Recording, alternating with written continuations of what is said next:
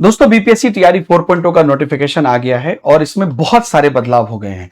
इस वीडियो में मैं शॉर्ट में आपको पूरी जो 24 पेज की एडवर्टीजमेंट है उसको बताने वाला हूं कि क्या क्या हुए हैं मेन पॉइंट को, ताकि आपको जब भी कोई भी कंफ्यूजन हो इस वीडियो से आप देख सकें। फर्स्ट टाइम तो एक एक चीज आप देख लीजिए। तो पीटी मेंस एस्टेट के लिए क्या है, नए एस्टेट के लिए एनआईएस डीएलएड आयु सीमा और सभी जो नए नियम है वो मैं आपको बता रहा हूं। 32,388 पदों पर अभी नोटिफिकेशन जारी हुई है और ये बढ़ने की संभावना है ना, इसमें थोड़ा बढ़ेगा सीट, वो जैसा उन्होंने बोला था। तो पहली बार 2 चरण में परीक्षा हो रही है। पीटी केवल क्वालिफाइंग होगा, मेरिट जो है आपका सिर्फ मेंस से ही बनेगा। एकदम टू दी पॉइंट बात कर रहा हूं मैं। 1/3 नेगेटिव मार्किंग होगी, 5 विकल्प होंगे, उत्तर खाली छोड़ने पर भी अंक कटेंगे। विकल्प ई अनिवार्य है, ये पीटी में भी और मेंस में भी। एस्टेट अपेयरिंग को मौका है जो इस बार एस्टेट दे रहे हैं, लेकिन उनको जो है पीटी से पहले पास करना होगा, उनका एग्जाम का रिजल्ट निकल जाएगा, उस बेसिस पर उनको पीटी में बैठने के लिए दिया जाएगा। 40% लोकल रूल एक एक्स्ट्रा इस बार लग रहा है कि जो भी बच्चे जो है बिहार से मैट्रिक या इंटर की पढ़ाई किए हैं उन बच्चों को इनका मौका मिलेगा। उसके बाद 1 अगस्त से 1 सितंबर फॉर्म भराएगा और 1 सितंबर से 30 सितंबर फॉर्म भराएगा आपको। और आयु गणना की तिथि जो है वो 1 अगस्त 2026 से होगी।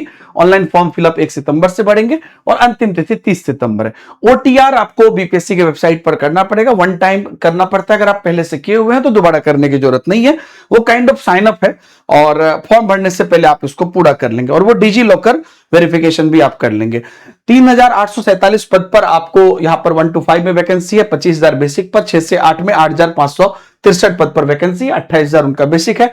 3,877 पद पर आपको जो है 9-10 में वैकेंसी है, 31,000 बेसिक है। और 16,101 पद पर आपको 11 से 12 में वैकेंसी है, जिसमें कि आपको 32,000 इनका बेसिक है।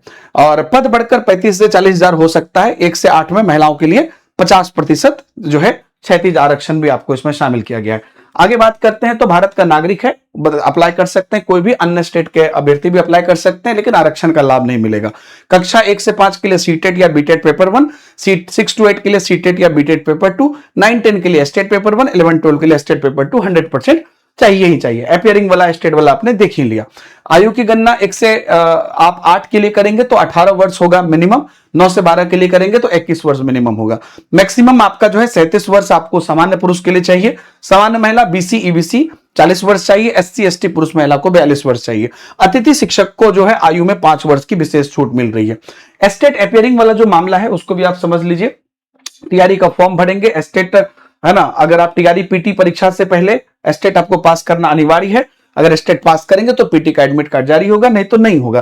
फॉर्म भरते समय आपको रिजल्ट कार्ड नंबर की जगह परीक्षा फल प्रकाशन तिथि आपको ये समान सभी अभ्यर्थी को भरना पड़ेगा। इनको एप्लीकेशन नंबर अपना भरना है ताकि ये पता चलेगा कि आपका एस्टेट का एप्लीकेशन नंबर क्या है। एनआईएस डीएलएड और सीटेट पासिंग मार्क्स की अगर बात करते हैं तो एनआईएस डीएलएड 18 महीने का जो है उनको मौका मिलेगा, है ना। केवल उन्हीं 18 महीने की डिग्री मान्य है जो शिक्षक 10/8/2017 से पहले कार्यरत हैं, है ना। और विज्ञापन 22/2024 के कट ऑफ के आधार पर आयु छूट मिलेगी, क्योंकि उस बार नहीं बैठने दिया गया था तो उसी टाइम से आपका जो है जो कट ऑफ था उसी के हिसाब से आयु, मतलब जो आपको 1 वर्ष 1.5 वर्ष बीता है तो वो आपको छूट मिल जाएगी। सीटेट पासिंग अगर आप देखिएगा तो सामान्य महिला जो है वो 82 अंक होंगे, ये एक एक्स्ट्रा है। यहाँ पर एससी एसटी दिव्यांग 75 अंक पर होंगे, बाकी सीटेट के रूल के हिसाब से ही है, तो ये एक एक्स्ट्रा मिल जाता है। मतलब इसमें आपको सीटेट सर्टिफिकेट नहीं देता है, फिर भी आपको मौका मिल जाता है। तो आप जानते हैं कि 82 या 75 पर सीटेट फेल करता है, मतलब जिस कंडीशन में ये है, लेकिन बिहार में मौका मिल जाता है। और अदर स्टेट को जनरल में ही ट्रीट किया जाएगा। प्रारंभिक परीक्षा होगा सिर्फ जनरल स्टडीज का होगा। रिक्ति जितनी है उनसे 2.5 गुना से 10 गुना, मतलब एग्जैक्ट नहीं लिखा है, 2.5 गुना से 10 गुना अभ्यर्थी मेंस में जाएंगे। फिर मुख्य परीक्षा जैसा अभी परीक्षा चल रहा था उसी को मुख्य परीक्षा बना दिया गया है, विषय प्लस भाषा प्लस जीएस। पीटी में सफल होने पर ही मेंस के लिए अलग से फॉर्म भरने का आपको मौका मिलेगा। अब पीटी की जो मेन बात है वो देख लीजिए। टेलीग्राम पर भी मैं लगातार एक एक चीज क्लियर करके डाल रहा हूं ताकि आपको कोई डाउट ना हो। पीटी में आपको 150 अंक का होगा, 2 घंटे का होगा। ऑब्जेक्टिव क्वेश्चन होंगे 1 से 12 तक के लिए, आपको जो है सभी के लिए ये समान होगा। और इसमें आपको जनरल स्टडीज रहेगा जिसमें विज्ञान, करंट अफेयर्स, इतिहास भारत का और बिहार का, भूगोल, राज्य व्यवस्था, अर्थव्यवस्था, राष्ट्रीय आंदोलन, सामान्य मानसिक योग्यता, ये सब आपके अंतर्गत रहेगा। 1/3 नेगेटिव मार्किंग होगी और परीक्षा में 5 विकल्प होंगे, A B C D E. अगर उत्तर नहीं देना है तो विकल्प ई चुनेंगे, नहीं अगर मतलब कोई ऑप्शन नहीं चुना तो भी 1/3 नेगेटिव मार्किंग कट जाएगा, ये भी बात है। और मुख्य परीक्षा अगर इसमें होंगे, वो मेन डिसाइडर है, वहां पर भी आपको 150 अंक का परीक्षा होगा। तो यहां पर क्या था आपको कि 150 अंक का परीक्षा 2 घंटे, तो वहां पर भी 150 अंक का परीक्षा 2 घंटे, 1/3 negative marking. Old TRE pattern जो था वो अब मेंस बन गया है। 1 to 5 में आपका टोटल 30 नंबर का भाषा और 120 नंबर का जीएस, और 6 to 8 में 30 भाषा, फिर 40 जीएस और 80 सब्जेक्ट।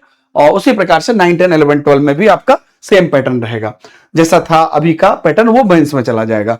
बेसिक जो पासिंग मार्क्स है 40% जनरल के लिए, 36.5% पिछड़ा वर्ग के लिए, 34% अत्यंत पिछड़ा वर्ग के लिए और 32% आपका SC ST दिव्यांग महिला के लिए।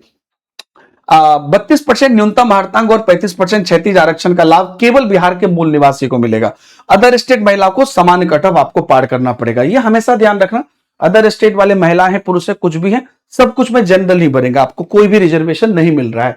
पीटी के अंक मेरिट में नहीं जुड़ेंगे, वो बस क्वालिफाइंग गेट है ना। 1 से 5 और 6 से 12 में आप देखिएगा जो पैटर्न मैंने बताया मेंस का, आपको 1 से 5 में आपका वही 120 + 30, और 6 से 12 में आपका 6 से 8, 9 से 10, 11 से 12 तीनों में आपका 30 लैंग्वेज प्लस 40 जीएस प्लस आपका 80 आपका जो है सब्जेक्ट, ये तीनों मिला के रहेगा।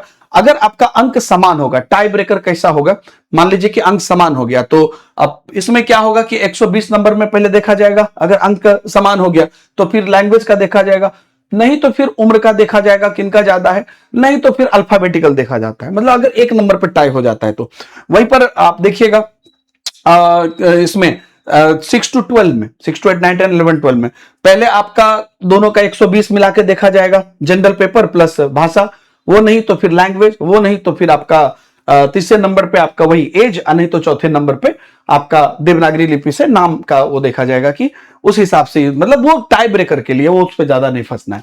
38 जिले का विकल्प आपको चुनना पड़ेगा फॉर्म भरते समय। अगर आप 38 भी जिला नहीं चुने, 5 जिला चुन के छोड़ दिया और 5 जिला में आपको नहीं मिला तो आपको नहीं मिलेगा, तो 38 जिला आपको चुनना अनिवार्य है। तो वरीयता के अनुसार से आप चुन दीजिएगा, ये आप ध्यान रखिएगा, ठीक है। और अतिथि शिक्षक को 5 अंक प्रति वर्ष की जो टोटल जो अधिमानता है उस हिसाब से वो अतिथि शिक्षक के लिए है।